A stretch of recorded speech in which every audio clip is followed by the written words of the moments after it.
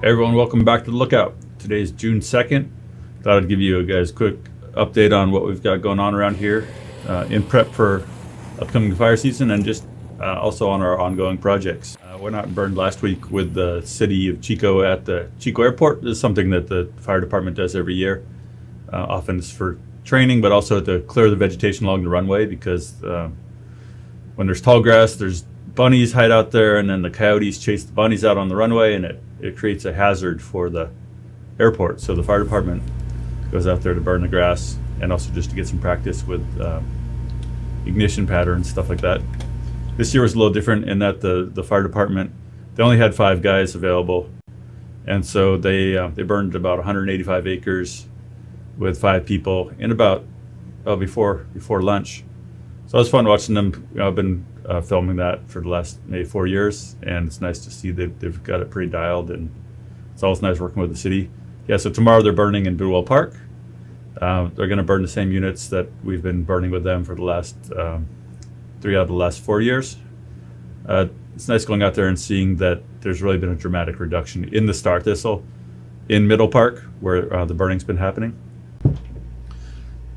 Tomorrow's burn, the objectives are to create a buffer between the wildlands outside of town and the Bidwell Park and the east end of town. Last year when the park fire started, the fire department was really glad to have that burned area in Middle Park as a buffer. They didn't have to worry about the park fire really moving down and blowing into like the neighborhoods around 5 Mile, just because there's this big area of black. So in general, the city is pretty excited to keep burning the grasslands around town on a regular basis to maintain that safe area, and also to continue to focus on areas where repeated burning can get rid of star thistle and other weeds that kind of lower to make it not as fun to, it's not that fun to walk through a meadow that's full of prickly star thistle. It's not fun for your dog to run around in a meadow full of prickly star thistle. So good things are happening with the city as far as their expanding use of fire. Last fall, I worked on a plan for the city, modifying a burn plan that Deer Creek Resources had written earlier, that really aims to get more fire into Middle Park and also into Lower Park. And so if you look up in the hills tomorrow and you see a bunch of smoke coming up out of the park, Chico Fire Department, Big Chico Creek Ecological Reserve, and the Butte County PBA volunteers are burning about 100 acres right there between Horseshoe Lake and Wildwood Park. The park road isn't going to be closed, but the trails will be closed. And if you come up to look at it, they're going to want you to stay on the road and not be in the way.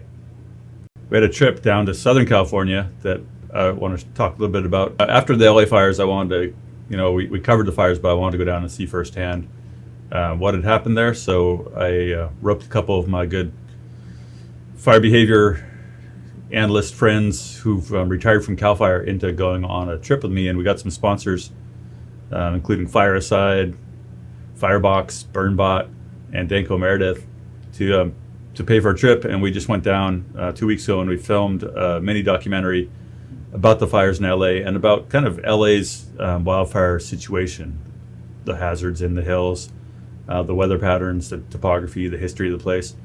And so we had another sponsor, Aventon Bikes, and they gave us 4 e-bikes.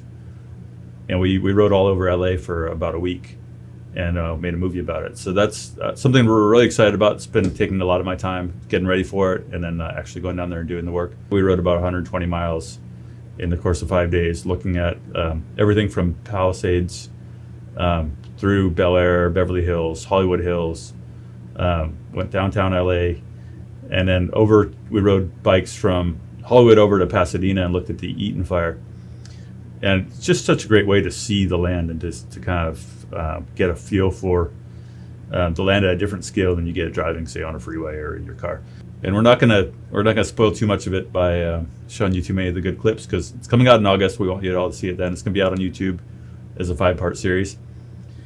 But one of the kind of spin-offs or fringe benefits of doing that project was now we've got these e-bikes. And so last couple weeks I've been up in the foothills here riding around with friends, Uh, we're working on a project on the park fire. Looking, it's kind of a long-term project that we've been working on, looking at the fire effects from the park fire. And so we rode from Cohasset up to the Campbellville Lookout, which is the end of Campbellville Ridge on the old Ponderosa Way. We're working on getting access. The Forest Service land up there is still closed to the public, so we're working on getting access to Ponderosa Way so we can ride down to Deer Creek and check out that area. So once we get that access, hopefully in the next couple of days, we're going to ride down into Deer Creek and check out areas within the burn. From looking at it on aerial photos and other kind of post-fire imagery, you can see that there's kind of a mix of severities, and we could see that on Campbellville Ridge also. And there's some interesting stories, I think, to tell there in looking at a lot of the area between Cohasset and the helipad and the Cohasset Ridge burned in 1990 in the Campbell fire. So it's interesting looking at the post-fire. They clear-cut and salvaged a lot of that area and replanted it, and then a lot of that stuff burned again. So this upcoming special we're going to put together on the park fire is going to look at kind of post-fire conditions from Cohasset up to Deer Creek. So working on that too. I've just been checking out a new podcast series by my friend Amanda Monti, the Life with Fire podcast, and she's done a 3-part series on kind of the different kinds of work people are doing to increase wildfire resilience in California and across the West Coast. There's a lot of buzzwords right now about resilience and what it takes to get in better relation with fire, but Amanda's special is, I think, doing a pretty good job of kind of just finding some really smart people and talking to them. One that I really recommend, especially if you live here in Butte County, is the one, her interview with Taylor Nilsson about the work they're doing in Butte County and how the Fire Safe Council has gone from 3 part-time people and then the campfire, and now having 35 full-time employees that are doing a wide variety of work. They talk about the burn that we photographed in Magalia. One thing to be thinking about right now, before things get busy with fire season, is that there's quite a few prescribed fire training opportunities that are coming up in the fall with the Nature Conservancies and others, prescribed fire training exchanges, TREX. So if you're interested in getting out and burning in the fall and getting training, now's a good time to connect to your local prescribed burn association and to find out what kind of training events are going to be happening in your area in the fall. They tend to fill up pretty quick, and a lot of that stuff happens kind of late summer, but now's a good time to find out about those events. I'm going to a Forester's TREX at UC Berkeley Blodgett Reserve down by Georgetown. I'm really excited about that in the end of October. It's kind of focused on foresters and on teaching foresters the skills to use prescribed fire more widely in their silviculture. So I'm pretty excited to check out what's going on at Blodgett and to be part of that TREX. In our kind of ongoing coverage, also we're looking at some new stories about the Dixie Fire and the kind of the fire history that led to the forest conditions. So we've got kind of a concept right now that we're working on, is doing a series of bike-related tours, similar to what we just did in LA. We're kind of sketching out one for the Dixie Fire that would probably be a week of starting in the north end of the fire, maybe around Old Station, making our way to Westwood, making our way down to Greenville, looking along the way at the Moonlight Fire, other historic fires that happened before the Dixie, and then how the forest history, the fire history, how that all has affected what we see as the results of Dixie. So if you're interested in sponsoring stuff like that, get a hold of me. That might be one of the models we're moving towards with the Lookout, is doing individual projects and getting sponsorship for projects like that.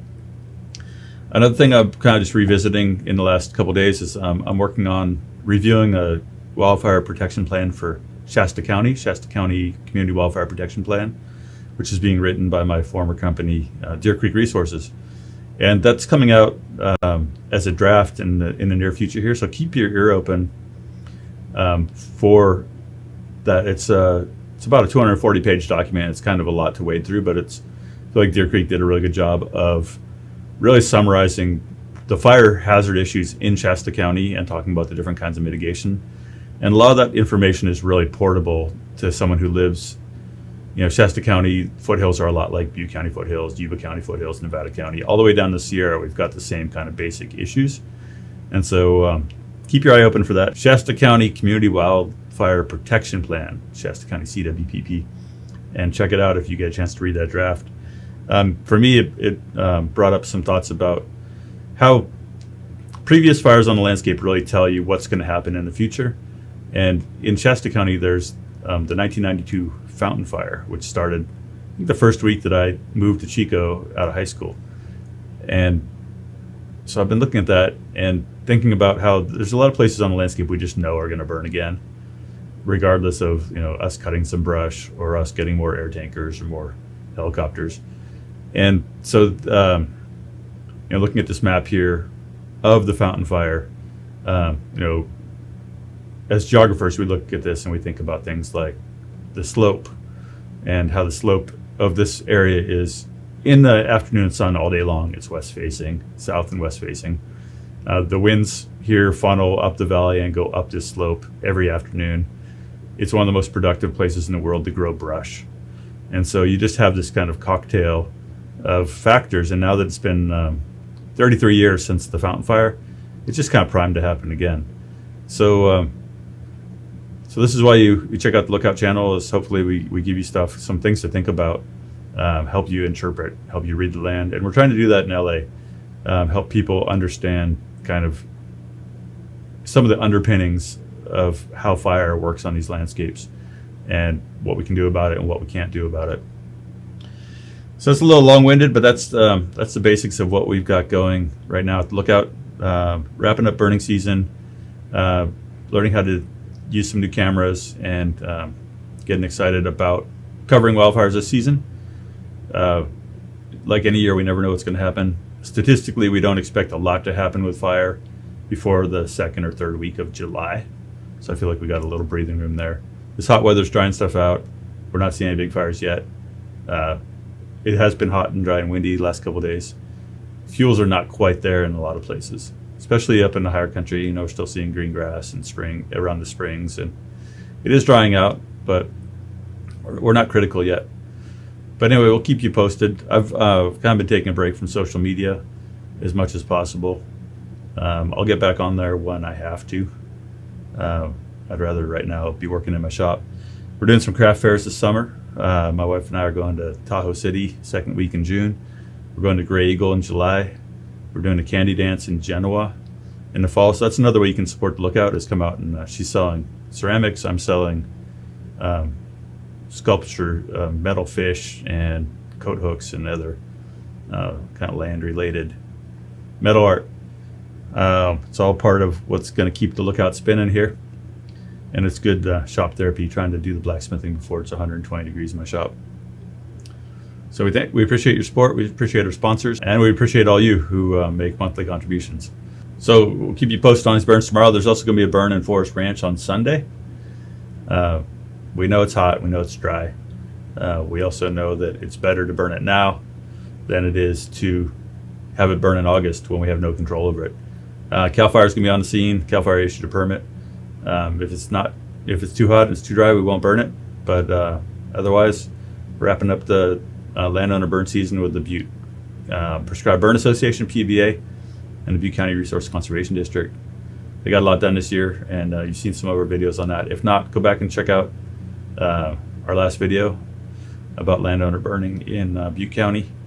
And also check out the work that Terra Fuego just did up in Magalia. If you go and look at our channel, the large burn in Magalia video is a good one. Proud of it. So thanks everyone. Bye.